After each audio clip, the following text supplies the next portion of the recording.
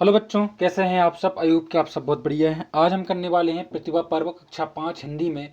इस वीडियो को कंप्लीट देखें, जो जो भी आने वाला है आपका एग्जाम में इस वीडियो में आपको वो सब मिलेगा। ठीक है बच्चों, तो वीडियो कंप्लीट देखें। डिस्क्रिप्शन में लिंक दी गई है अन्य सब्जेक्ट की और लर्निंग आउटकम पर आधारित गैप सामग्री जो आपको वर्कशीट दी गई है उनका सॉल्यूशन आप जरूर करें। उनमें से भी आएगा वो बहुत महत्वपूर्ण है, क्योंकि इस बार के जो प्रतिभा पर्व है उन्हीं पुस्तकों में से आना है और उन्हीं पुस्तकों में से मैं इस वीडियो में आपको बताऊंगा। ठीक है, डिस्क्रिप्शन में लिंक है टेलीग्राम की, तो वहां से भी जरूर जुड़े। चलिए बच्चों शुरू करते हैं। जैसे कि आपको पहला क्वेश्चन दिया गया है, वीडियो को कंप्लीट देखें। ठीक है, देखिए अभ्यास क्रमांक 1 मूल्यांकन नंबर 1। तो बच्चों आपको एक पद दिया गया है और उस पद के अनुसार ही आपको जो है आंसर लिखना है। जैसे यह कदम्ब का पेड़ अगर माँ होता यमुना तीरे, मैं भी उस पर बैठ कन्हैया बनता धीरे धीरे। मतलब एक बालक है जो अपनी माँ से इस तरह का वार्तालाप कर रहा है और इमेजिन कर रहा है। ठीक है, कि मैं भी इस तरह से कान्हा यानी कृष्ण जी बन सकता था। ले देती यदि तुम मुझे बांसुरी, तुम 2 पैसे वाली, किसी तरह नीची हो जाती यह कदम की डाली। तो मैं नहीं कुछ कहता पर मैं चुपके चुपके आता, उस नीची डाली से अम्मा ऊंची पर चढ़ जाता। ठीक है, अब देखिए जब आपको कोई उपहार देता है तब आपको कैसा लगता है। आपको अभी तक कोई उपहार मिला है तो आप नाम बताइए। देखिए बच्चों, जब हमें कोई उपहार देता है तब हमें खुशी होती है।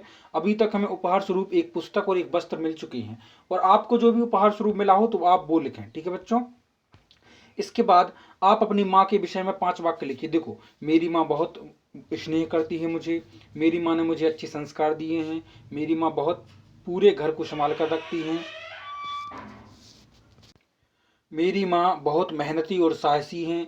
और एक वाक्य में आप पर छोड़ता हूँ, आप जो भी लिखना चाहें। ठीक है, अपने अनुभव, किसी पेड़ पर चढ़ने का अनुभव बताइए। देखो बच्चों, किसी पेड़ पर चढ़ने का अनुभव बहुत ही साहसपूर्ण, सुखद और आनंददायक होता है।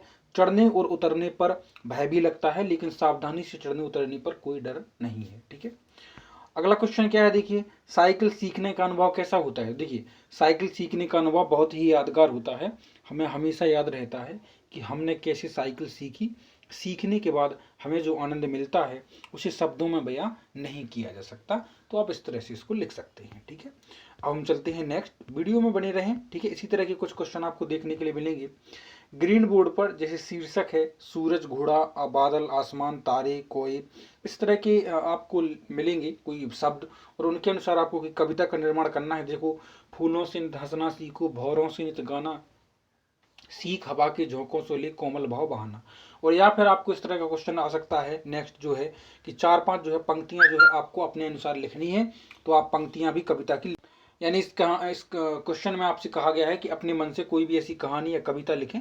ठीक है, तो आप वो भी तैयारी करके जाएं उसकी। ठीक है, अब जो है होर्डिंग्स की बात की गई है। जैसे आपने देखे होंगे अपने आसपास कई दीवारों पर चित्र बनी रहते हैं। ठीक है, विज्ञापन छपा रहता है, सब पढ़ें सब बढ़ें, सबको पढ़ना चाहिए, यानी कोरोना से कैसे सावधान रहें। इस प्रकार से आपने होर्डिंग्स देखे होंगे कि यातायात दुर्घटना से बचें, गाड़ी धीमी चलाएं, इस तरह के आपने आसपास देखे होंगे। होर्डिंग्स पर दिए हुए शीर्षक को लिखते हुए बताया कि आप के आसपास कौन सा एक ऐसा होर्डिंग्स है। तो देखो बच्चों, होर्डिंग्स कोरोना वायरस से बचाव के बारे में जानकारी दे रहा है, और शीर्षक 2 गज की दूरी, मास्क जरूरी, उस पर जो है स्लोगन लिखा हुआ है। ठीक है, अगला क्वेश्चन आपको इस तरह से देखने के लिए मिलेगा कि आपके आसपास सार्वजनिक स्थल या ग्राम पंचायत या कोई भी नगर निगम या कुछ भी हो, ऑफिस आदि में लगे होर्डिंग्स विज्ञापन को लिखिए। देखो बच्चों, हमारे आसपास उज्ज्वला योजना से संबंधित होर्डिंग्स लगा है। उज्ज्वला योजना आप जानते हैं, मतलब हर घर गैस कनेक्शन, मतलब एक आधार कार्ड पे एक महिला को गैस कनेक्शन, यही उज्ज्वला योजना है। हर घर माँ का सम्मान, अब नहीं होगी माँ परेशान, आधार कार्ड पर गैस कनेक्शन, भारत सरकार, इस तरह का जो है स्लोगन जो है उसका विज्ञापन था और वहाँ पर लिखा हुआ था। शाला परिसर में लिखे विज्ञापन, यदि आपकी कोई शाला में कोई विज्ञापन लिखा हुआ है तो आपको उसमें क्या समझ में आया। देखो, शाला परिसर में हमें सब पढ़ें सब बढ़ें का विज्ञापन के माध्यम से शिक्षित होने के लिए प्रेरित किया जा रहा है। क्वेश्चन नंबर 4 है कि आपके द्वारा देखी गई किन्हीं 2 पुस्तक या बाल पुस्तिकाओं के शीर्षक लिखें। तो मेरे द्वारा पढ़ी गई 2 चंपक वन है और बाल गीत है, और आपके स्कूल में जो भी बाल पत्रिकाएं हों उनके शीर्षक आप इस प्रकार से लिख सकते हैं। कोई भी एक बाल पत्रिका का आपको क्या करना है, आपको फ्रंट पेज जो है उसका, ठीक है, उसका चित्र बनाना है। तो यहाँ पर मैंने बताया है भाषा भारती, जो आपको पुस्तक दी गई है आपकी कक्षा की, उसका मैंने इधर कोशिश की है बनाने की। ठीक है, अगला है आपका क्या, नीति के दोहे। नीति के दोहे आप पढ़ लें और इसके अनुसार जो है आपसे कुछ क्वेश्चन पूछे जाएंगे। जैसे कि किसी एक दोहे को भावार्थ अपने शब्दों में लिखें। देखो मैंने इधर जो 4 दोहे दिए गए हैं उनमें से मैंने एक दोहा कौन सा लिया है, अब मैंने लिया है ए, आवत ही हर्षे नहीं नैनन नहीं स्नेह, तुलसी वहां न जाइए जहाँ चकर कंचन बरसे में। देखो तुलसी जी कहते हैं कि जहां जाने से आपके कोई खुश ना हो, किसी के नैनों यानी आंखों में स्नेह ना हो, वहां नहीं जाना चाहिए, चाहे वहां सोने चांदी की बरसात ही क्यों ना हो रही हो। ठीक है, तो अगला चलते हैं। अगला क्या है देखिए, निम्नलिखित शब्दों के अर्थ लिखिए। तो नैनन मतलब हो जाएंगी आंखें, कंचन मतलब सोना चांदी, पाहन मतलब पत्थर, बाणी मतलब बाणी और ताही मतलब उसे। दिए गए शब्द को तत्सम शब्द खाने में से छांट कर लिखिए। जैसे स्नेह का हो जाएगा स्नेह, ठीक है, बानी का हो जाएगा वाणी जो हम बोलते हैं, पाहन का पत्थर, मेह का मेघ, ही का हृदय यानी हार्ट और त्रिशूल का त्रिशूल। ठीक है, अगला क्या है देखिए, अगला है आपका कि धातु या लकड़ी या बांस से बनी हुई कुछ कलात्मक वस्तुओं के नाम बताइए जिनका उपयोग आपके परिवेश में होता है। तो मतलब यहाँ चित्र कला की बात की जा रही है। देखो कोठी, कोठी एक प्रकार से वस्तु जो मिट्टी से बनती है, गेहूं अनाज रखने के लिए काम में आती है। ठीक है, पंखा आपने देखा होगा लकड़ी का पंखा ही बनाया जाता है जो हाथ से ही बनता है, बांस की लकड़ियों से हाथ का पंखा भी बनाया जाता है। अगला क्या है टोकरी, तो लकड़ी की पतली पतली जो लकड़ियों से टोकरी बनाई जाती है। मिट्टी की कलात्मक मूर्तियां, मटके और खिलौने बनाए जाते हैं। धातु से भी नई मूर्तियां और सिक्के और पात्र बनाए जाते हैं। ठीक है, अगला क्वेश्चन क्या है, शिक्षक और मेंटर द्वारा आपसे इस प्रकार से दे सकते हैं पेपर में कि दिए गए प्रश्नों को पाठ को पढ़कर उसमें आए स्त्रीलिंग और पुल्लिंग शब्दों की खोज कर लिखिए। मैं आपको एग्जाम्पल बता देता हूँ स्त्रीलिंग और पुल्लिंग में क्या डिफरेंस है। जैसे गाय का बैल हो जाएगा, स्त्री का पुरुष हो जाएगा, ठीक है, शेर का शेरनी हो जाएगा। तो ये स्त्रीलिंग हो गया शेरनी और पुरुष हो गया आपका शेर। ठीक है, दूसरा क्वेश्चन है दिए गए शब्द में से विशेषण शब्द पहचाने। संज्ञा शब्द की विशेषता बताने वाले जो शब्द होते हैं उनको विशेषण कहते हैं। जैसे कि यदि मान रामू बहुत होशियार है, तो रामू संज्ञा है लेकिन वो उसकी क्या खासियत है कि वो होशियार है, तो होशियार जो है उसकी विशेषता है, वही विशेषण शब्द हो गए। बहुवचन क्या होते हैं, देखो बच्चों एक वचन का बहुवचन जैसे कि सिंगुलर प्लूरल, जैसे गाय तो गायें, नदी तो नदियां, तो नदी सिंगुलर है और नदियां बहुवचन हो गया। ठीक है, अगला क्या है दी गई वाक्य पट्टियों को पढ़ते उनमें संज्ञा शब्द। ठीक है, संज्ञा वो होते हैं देखो किसी वस्तु व्यक्ति स्थान या भाव के नाम को संज्ञा बोलते हैं।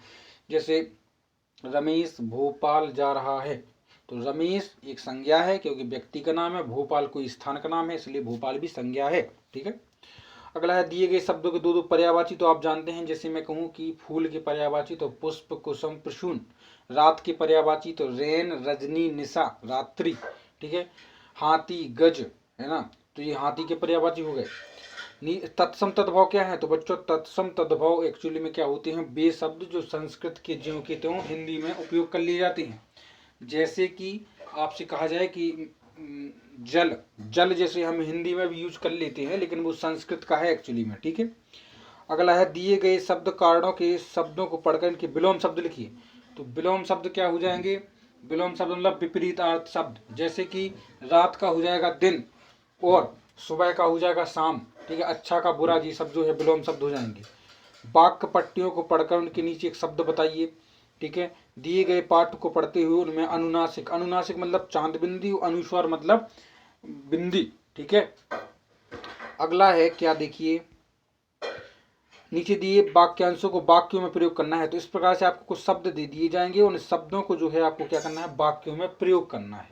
क्या करना है वाक्यों में प्रयोग। जैसे कि आपको पहला दिया गाना, तो वह बहुत अच्छा गाना गाती है, जो नहीं है कि आपको यही दे दें, कुछ और भी दे सकते हैं, तो आपको इस तरह से वाक्य बनाने हैं इनके। ठीक है, अगला है दिए गए वाक्यांश का एक शब्द बनाना है। तो ठीक है, चित्र बनाने वाला चित्रकार, बीमारी का इलाज करने वाला चिकित्सक, कम आहार लेने वाला अल्पाहारी, सदा सत्य बोलने वाला सत्यवान, काम से जी चुराने वाला कामचूर। अगला क्या है देखिए, इधर आपको एक बॉक्स में कुछ शब्द दिए गए हैं, इन शब्दों में से आपको क्या छांटना है, व्यक्तिवाचक, जातिवाचक और भाववाचक संज्ञा छांटनी है। देखिए व्यक्तिवाचक संज्ञा वो होती है जब भी किसी वस्तु व्यक्ति और स्थान के नाम को व्यक्तिवाचक संज्ञा बोलती हैं। जैसे कि इसमें से दिल्ली, हामिद, जबलपुर, पुस्तकालय, प्रकाश और सविता, ये सब नाम है। ठीक है। तो व्यक्तिवाचक हो गया। जातिवाचक क्या होता है? जो शब्द किसी जाति विशेष का बोध कराती है, पूरी कैटेगरी का, ठीक है। जैसे कि शेर, तो दुनिया में जितने भी शेर हैं वो शेर ही हैं, ठीक है। हाथी, घोड़ा, गौरैया। अगला है भाववाचक, तो सुंदरता, बचपन, बुढ़ापा, वीरता और मिठास, ये ऐसी चीजें हैं जो भाव यानी सेंस हैं, इनको हम छू नहीं सकते, ठीक है। तो भाववाचक, भाव सेंस जो हमारे अंदर होते हैं, ठीक है। अगला क्या है देखिए, अगला आपको दिया गया है कि निम्नलिखित शब्दों के दो दो पर्यायवाची लिखना है। तो दो दो पर्यायवाची आपके सामने है, इनको आप अच्छे से सीख लें और समझ लें, ठीक है।